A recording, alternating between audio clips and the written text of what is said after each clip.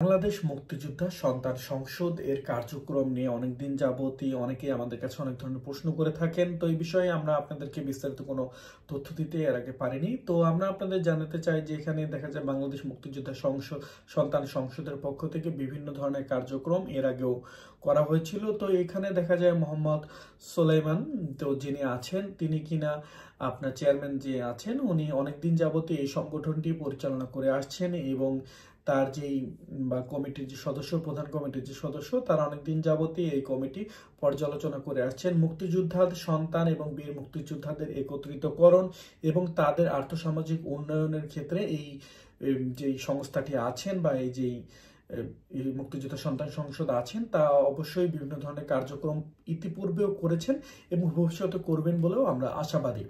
তো প্রত্যেক জেলা উপজেলা পর্যায়ে যাতে তারা সুন্দরভাবে কমিটি প্রদান করে বীর মুক্তিযোদ্ধাদের কোথায় কি সমস্যা সেই বিষয়ে তাদেরকে আপনার যে মতামত বা তাদের এই বিষয়ে কাজ করা উচিত বলে আমরা মনে করি।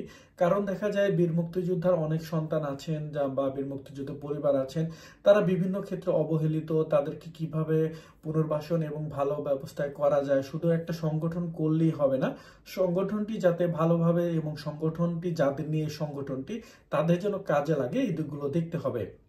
সংগঠনের কাজ শুধুমাত্র অফিসে বসে করলেই হবে না, প্রত্যেক জেলা উপজেলা পর্যায়ে দেখা যায় সংগঠনগুলো যাতে সুন্দরভাবে বীর মুক্তিযোদ্ধাদেরকে একত্রিতকরণ করা এবং তাদের কোনো সমস্যা আছে কিনা সেই বিষয়ে কথা বলা, তাদের কোনো সমস্যা থাকলে সেগুলো সমাধান করা, স্থানীয় পর্যায় থেকে জাতীয় পর্যায়ে সকল পর্যায়ে যাতে এই দিকগুলো দেখা হয় তার জন্য আমরা চেয়ারম্যানের বরাবর আকুল আবেদন জানাবো। তিনি পরবর্তীতে যাতে এই বিষয়গুলো খেয়াল করেন এবং প্রত্যেক জেলা উপজেলা পর্যায়ে তাদের যে মুক্তিযোদ্ধা সন্তান সংসদ আছে তা যাতে তারা সুন্দরভাবে পর্যালোচনা করেন এবং এই কমিটি যারা বিভিন্ন ধরনের এর আগেও কমিটিতে ছিলেন এবং যারা ভবিষ্যতে কমিটিতে হবেন তারা যাতে সৎ ও নিষ্ঠার সাথে নিজের স্বার্থকে না দেখে তারা যাতে বীর মুক্তিযোদ্ধা এবং বীর মুক্তিযোদ্ধা সন্তানদের স্বার্থ দেখে এবং তাদেরকে কিভাবে উন্নতি করা যায় এবং তাদের পরিবারকে কিভাবে ভালো রাখা যায় এই বিষয়গুলো দেখবেন বলে আমরা আশাবাদী।